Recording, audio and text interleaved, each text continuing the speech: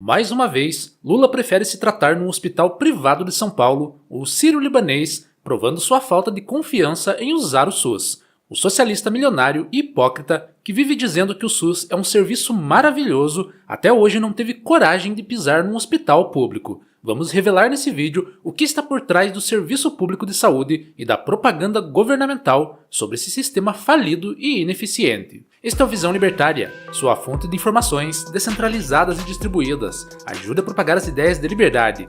Deixe o seu like e compartilhe com seus amigos. Um artigo seu pode virar vídeo aqui também, sabia? Este artigo foi sugerido por Colorim Chapolado, escrito por historiador libertário, revisado e narrado por Gordinho Caipira.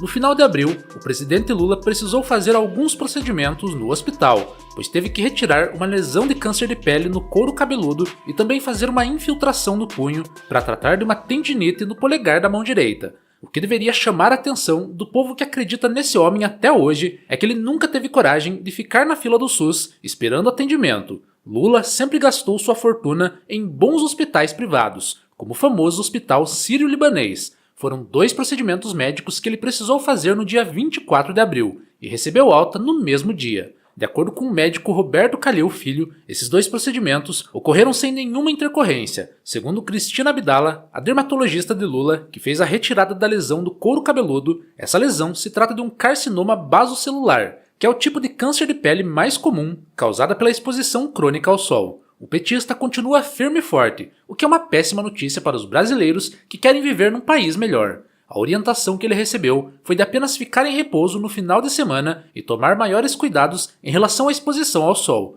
visto que a cicatrização do couro cabeludo leva cerca de 1 mês. Mas vamos ao que interessa agora, pois os sintomas de Lula não são o verdadeiro problema nessa história. A militância esquerdista, que vê Lula como um deus, nunca questiona o seu visível pavor de pisar em hospitais públicos. Hoje em dia, no Brasil, existe uma grande crise no setor público de saúde, tanto em relação a médicos despreparados que não conseguem diagnosticar sequer uma apendicite, quanto em relação à falta de equipamentos, recursos e de profissionais para atender tanta gente. Um problema que tem sido cada vez mais frequente em cidades do interior do Brasil é a falta de pagamentos aos médicos, geralmente associada a atrasos na gestão municipal ou federal. Por outro lado, algumas cidades mais isoladas, como as do estado do Amazonas, chegam a oferecer super salários de mais de R$100 mil para atrair especialistas, como anestesistas, cirurgiões, obstetras e cardiologistas, que são uma raridade no interior do estado. Por serem locais mais isolados e pobres, muitos médicos preferem não ir trabalhar nesses locais, gerando enorme escassez de profissionais especializados. Uma grande vergonha para o nosso país tem sido o nível das faculdades de medicina. Recentemente, o Ministério da Educação puniu vários cursos de medicina com nota baixa no ENAMED. A gravidade dessas punições varia conforme o desempenho dos alunos. Entre elas estão a suspensão imediata de novos alunos, a proibição de aumentar vagas e a suspensão do FIES e de programas federais. Entre as instituições de ensino estão a Universidade Estácio de Sá, a União das Faculdades dos Grandes Lagos, o Centro Universitário de Adamantina, a Faculdade de Dracena, o Centro Universitário Alfredo Nasser, a Faculdade Metropolitana e o Centro Universitário Uninorte. Além dessas, várias outras dezenas de instituições foram punidas. Os casos de erros médicos estão aumentando a cada ano no Brasil. Em 2024, foi registrado um aumento alarmante de 506% nos processos judiciais por erro médico, chegando a 74.358 ações. Entre as principais causas estão erros de diagnóstico, medicamentos e procedimentos cirúrgicos. Só em fevereiro de 2026 foram relatados mais de 97 mil novos processos judiciais envolvendo erros médicos. A maioria dos processos é contra hospitais particulares, com cerca de 40 mil ações por danos morais.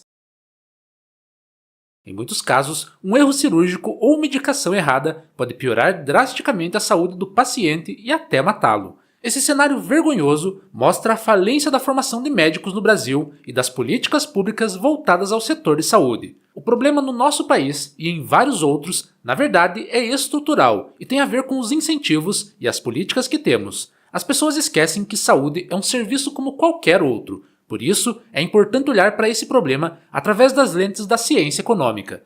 Com base no pensamento da Escola Austríaca de Economia e na praxeologia do pensamento de Ludwig von Mises, podemos afirmar que todo ser humano responde a incentivos, e os sistemas no mercado são moldados por incentivos. Dessa forma, quando os incentivos estão distorcidos, os resultados tendem a ser sistematicamente ruins. Na visão de economistas da escola austríaca, como Mises e Hayek, o mercado funciona porque há, em primeiro lugar, a propriedade privada, a responsabilidade individual e o sistema livre de preços. Esses três elementos fundamentais possibilitam um sistema de feedback, ou seja, os bons profissionais são recompensados, os péssimos profissionais são punidos e os recursos vão para onde são mais valorizados. No entanto, no sistema público de saúde, esse mecanismo não existe, porque o governo está financiando e controlando os serviços públicos. Como consequência, um hospital ou empresa pública não quebra mesmo oferecendo um serviço ruim. Da mesma forma, um médico ou burocrata do Estado, no setor público, não perde sua renda e nem é demitido por ser incompetente.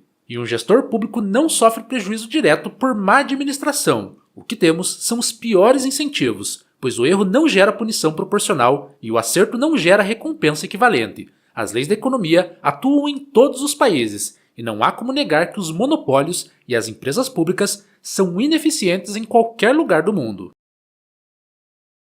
No SUS, em grande parte dos casos, não há devida punição a erros médicos e, infelizmente, a responsabilidade individual é diluída. Ao contrário, como sabemos, num sistema de livre mercado, um erro médico grave pode levar à perda da reputação, processos, falência de clínicas e total exclusão de um profissional do mercado.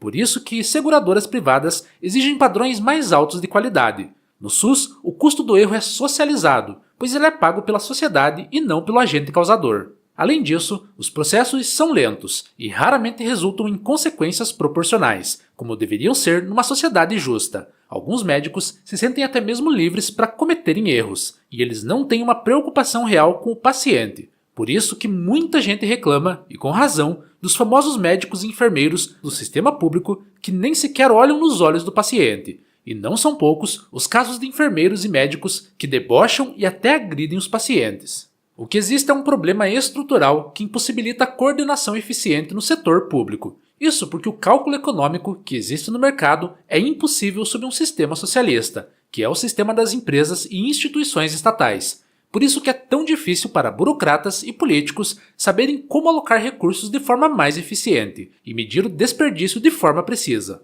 Isso, aplicado à saúde pública, implica em faltas de material básico em alguns hospitais, enquanto há excesso ou desperdício em outros. Muitas vezes, as compras e destinações de recursos são feitas por critérios políticos e não econômicos. Um grande problema no SUS hoje, sem sombra de dúvidas, são as longas filas e a demora no atendimento. Isso porque o preço zero gera demanda infinita. Claro, não estamos falando que o SUS é de graça, porque pagamos impostos altíssimos, mas o serviço público de saúde não tem um custo direto para o paciente que está precisando de atendimento. Assim, não há mecanismos de precificação para equilibrar a oferta e a demanda, e é isso que está por trás da superlotação de pacientes nos hospitais públicos. Do ponto de vista da Escola Austríaca de Economia, o problema real não é meramente a falta de recursos ou a corrupção, é a ausência de um sistema de coordenação baseado em preços. Já o problema da formação de péssimos médicos tem a ver com os incentivos acadêmicos distorcidos. Todos esses problemas fazem parte do mesmo sistema. O que temos no Brasil, além da baixa exigência em algumas instituições e da pouca concorrência baseada em qualidade real, é uma garantia de que o jovem médico formado será absorvido no sistema público, independentemente da excelência. Isso explica o motivo de vermos tantos profissionais mal preparados conseguirem atuar como médicos, e quem se dá mal são os pacientes. No setor público, a eficiência e a excelência nunca foram os principais objetivos, pois o sistema, como é controlado pelo governo, está refém da captura por interesses políticos. Apesar da linda propaganda estatal de que o serviço de saúde pública é essencial e de que os nossos impostos são bem investidos, tudo isso, obviamente, se trata de uma farsa. Todas as pessoas que têm dinheiro sobrando preferem buscar por ajuda em hospitais privados, como é o caso de Lula, pois lá ele é bem atendido e de forma rápida. Por isso ele confia tanto no hospital sírio-libanês. Os pobres no Brasil, como sempre, são reféns de um sistema sucateado, ineficiente e que responde a incentivos distorcidos, como explicamos, e eles acabam sofrendo todos os prejuízos disso, com muitos pacientes morrendo sem receber atendimento médico e até recebendo tratamento incorreto.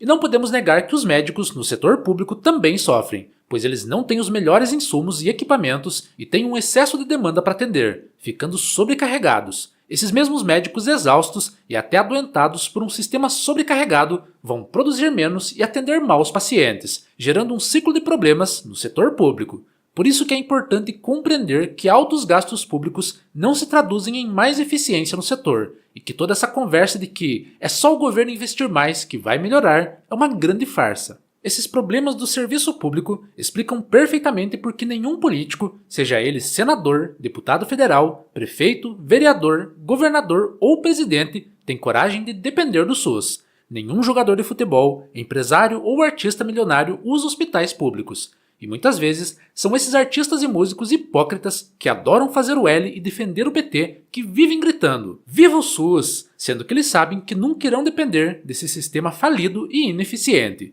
Enfim, como já nos explicou o brilhante economista Ludwig von Mises, a gestão pública não é orientada pelo lucro e prejuízo, portanto não pode determinar se está atendendo adequadamente às necessidades dos consumidores. Obrigado pela audiência, este é um canal colaborativo, participe você também. Cadastre-se agora mesmo em nosso site visãolibertaria.com e envie os seus artigos por lá. Os colaboradores recebem recompensas em Bitcoin. Inscreva-se no canal e clique no botão da campainha para ser avisado de novos vídeos. Até a próxima!